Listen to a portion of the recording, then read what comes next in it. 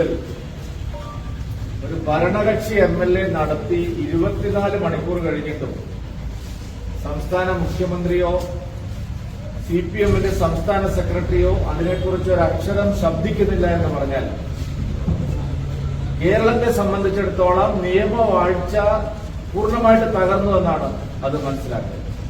സമ്പൂർണമായിട്ടുള്ള നിയമവാഴ്ചയുടെ തകർച്ചയാണ് ഉണ്ടായിരിക്കുന്നത്.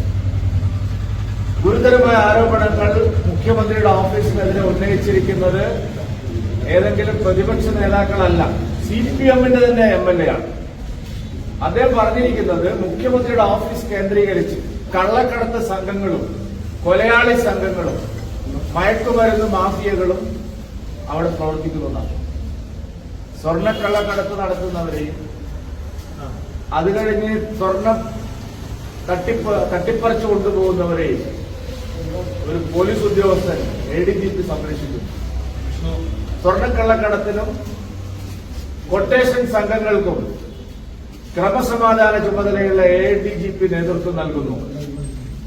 മയക്കുമരുന്ന് സംഘങ്ങളെ SP അടക്കമുള്ള ആളുകൾ സംരക്ഷിക്കുന്നു.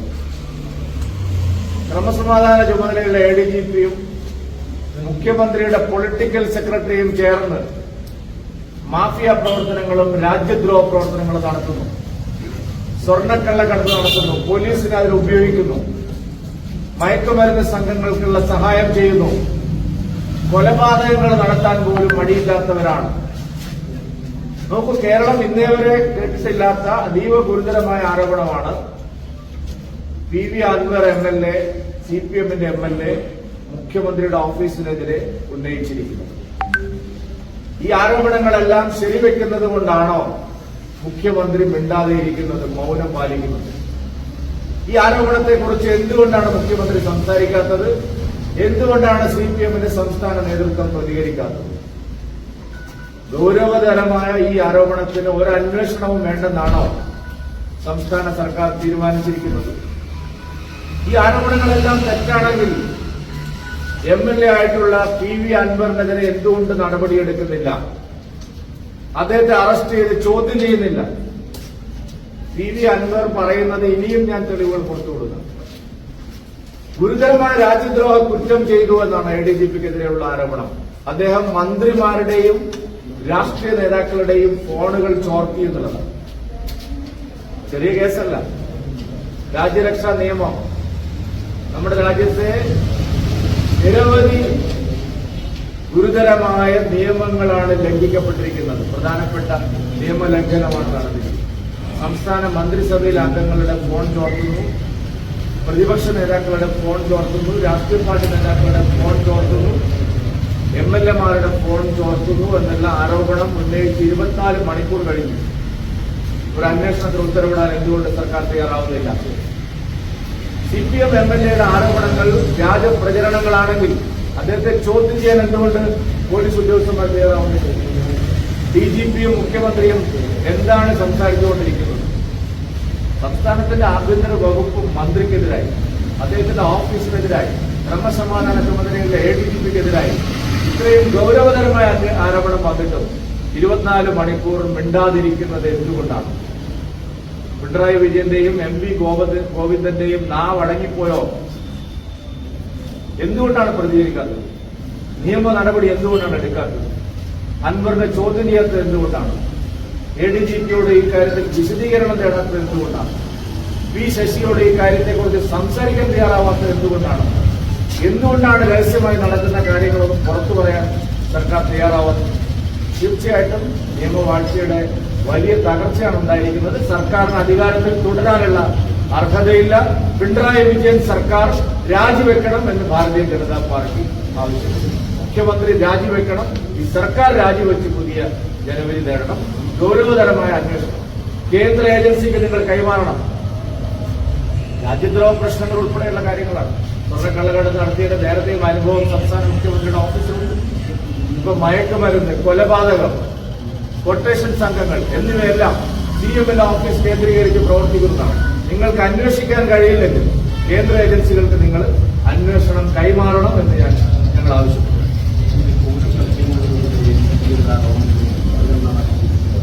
എല്ലാ കാര്യങ്ങളും അന്വേഷിച്ച് കണ്ടെത്താൻ ബാധ്യതയുള്ളവരോടാണ് ചോദ്യം ചോദിക്കുന്നത്. ഇവിടെ സുരേഷ് ഗോപി ജയിച്ചത് പൂരം കലക്കിയത് കൊണ്ടാണ് എന്നൊക്കെ നിങ്ങൾ വ്യാഖ്യാനിക്കാൻ ശ്രമിക്കേണ്ട.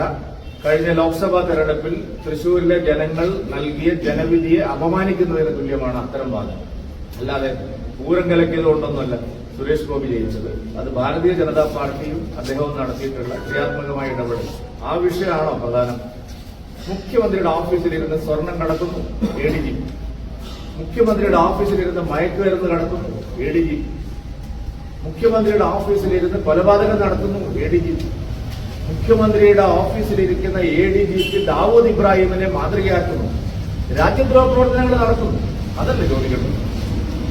ആ വിഷയത്തിൽ എന്തുകൊണ്ടാണ് സർക്കാർ മൗനം അവലംബിച്ചത്? പോലീസിനെ വിശ്വാസ്യത വീണ്ടെടുക്കുന്നതിനായി അന്വേഷണമാകാമെന്നാണ് ഇപ്പോൾ DGP പറഞ്ഞിരിക്കുന്നത്. സർക്കാരിന്റെ ധാർമ്മികമായി അധികാരത്തിൽ തുടരാനുള്ള അവകാശം നഷ്ടമായിരിക്കുമെന്നുള്ളതാണ് പ്രധാനം. കാരണം CMന്റെ ഓഫീസിലിരുന്ന് പൊളിറ്റിക്കൽ സെക്രട്ടറിയും ക്രമസമാധാന ചുമതലയുള്ള ADGPയും കള്ളക്കടത്തും മയക്കുമരുന്ന് കടത്തും രാജ്യദ്രോഹവും കൊലപാതകവും നടത്തുന്നുവെന്ന് ഭരിക്കുന്ന കക്ഷിയുടെ ഒരു MLA പറഞ്ഞാൽ ഈ സർക്കാരിന് വീണ്ടും അധികാരത്തിൽ തുടരാൻ എന്ത് അർഹതയാണുള്ളത്? MLA പറഞ്ഞത് തെറ്റാണെങ്കിൽ അദ്ദേഹത്തെ അറസ്റ്റ് ചെയ്ത് ജയിലിലടക്കണം, ചോദ്യം ചെയ്യണം, അദ്ദേഹത്തെ നുണ പരിശോധനയ്ക്ക് തയ്യാറാവണം. അദ്ദേഹത്തിന് ധാരാളം ശാസ്ത്രീയമായ തെളിവുകളുണ്ടല്ലോ. ഫോണുകൾ ചോർത്താനും എല്ലാ അധികാരങ്ങളും കയ്യിലുള്ള ആളുകൾ അദ്ദേഹത്തിന് പലതരത്തിലുള്ള നടപടിക്ക് വിധേയമാക്കാമല്ലോ. അതുകൊണ്ട് അതിനെന്താണ് തയ്യാറാവാത്തത്? അപ്പോ ഇത് സർക്കാർ മൗനം കൊണ്ട് ഈ പറഞ്ഞതെല്ലാം PV അൻവർ പറഞ്ഞതെല്ലാം സത്യമാണ് എന്ന് സർക്കാർ മൗനം കൊണ്ട് സമ്മതിക്കുകയാണ്. അങ്ങനെയുള്ള ഒരു സർക്കാരിന് എങ്ങനെയാണ് അധികാരത്തിൽ തുടരാൻ കഴിയുന്നത്? അൻവറിന്റെ രാഷ്ട്രീയ ജീവിതമാറ്റത്തിന്റെയോ മുന്നേറ്റത്തിന്റെയോ സൂചനയാണെന്നുള്ള വ്യാഖ്യാനങ്ങളും ഞാന് ആരെയും വിശുദ്ധനാക്കാൻ ആഗ്രഹിക്കുന്നില്ല. പക്ഷെ ഉയർന്നു വന്നിരിക്കുന്ന ആരോപണം അതീവ ഗൗരവതരമാണ്. നമ്മുടെ നാട്ടിൽ ഇതുവരെ കേട്ടിട്ടില്ലാത്ത കാര്യങ്ങളാണ് പുറത്തുകൊണ്ടിരിക്കുന്നത്. അതുകൊണ്ട് അന്വേഷണം വേണം, ഈ സർക്കാർ രാജിവെക്കണം.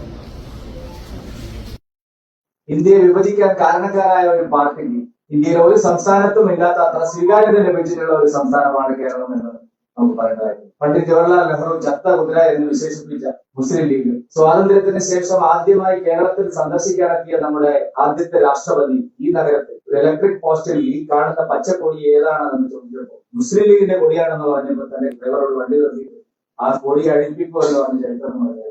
ആ പാർട്ടിക്ക് ഇവിടെ വലിയ സ്വീകാര്യത ലഭിച്ചിരിക്കുന്നു. മുസ്ലിം ലീഗ് ഇവിടെ ഒരു സെക്യുലർ പാർട്ടി. കേരളത്തിൽ സെക്യുലറിസം എന്ന് പറയുന്നത് ഇവിടുത്തെ പ്രധാന രാഷ്ട്രീയ കക്ഷികളുടെയും മാധ്യമ നിരൂപകന്മാരുടെയും സാമൂഹ്യ സാംസ്കാരിക നായകന്മാരുടെയും ഒക്കെ വീക്ഷണത്തിനനുസരിച്ചുള്ള ഒരു മതതരം. അവർക്ക് ഗാസയിലേക്ക് നോക്കാൻ കണ്ണുകളുണ്ട്, ബംഗ്ലാദേശിലേക്ക് ഒരിക്കലും അവരുടെ കണ്ണുകൾ എത്തുന്നില്ല. അവരുടെ കാതുകൾ ബംഗ്ലാദേശിലെ ദുരന്തങ്ങൾ കാണുന്നേ. ബംഗ്ലാദേശിലെ അതിഭീകരമായിട്ടുള്ള ഹിന്ദു വംശഹത്യ കഴിഞ്ഞ ഏതാണ്ട് ഒരാഴ്ചയിലധികമായിട്ട് നടന്നുകൊണ്ടിരിക്കുന്നു. നമ്മൾ ആരും തന്നെ കേരളം അതിനെ കണ്ടിട്ടേയില്ല. ഇവിടെ മടികതിരി ജാഥകളില്ല, പ്രമേയങ്ങളില്ല, സാഹിത്യ നായകന്മാരുടെ സംവാദ സദസ്സുകളില്ല. ബംഗ്ലാദേശിലേക്ക് കുറിച്ചുള്ള ഒരു വഴി കവിത പോയി. ആയിരക്കണക്കിന് ആളുകളാണ് കൂട്ടപലായനത്തിന് വിധേയമാക്കപ്പെടുന്നത്, പെർസിക്യൂഷന് വിധേയമാക്കപ്പെടുന്നത്, വംശഹത്യക്ക് വിധേയമാക്കപ്പെടുന്നത്. നമ്മുടെ സെക്യുലറിസം അത് കാണാനുള്ള കണ്ണില്ല.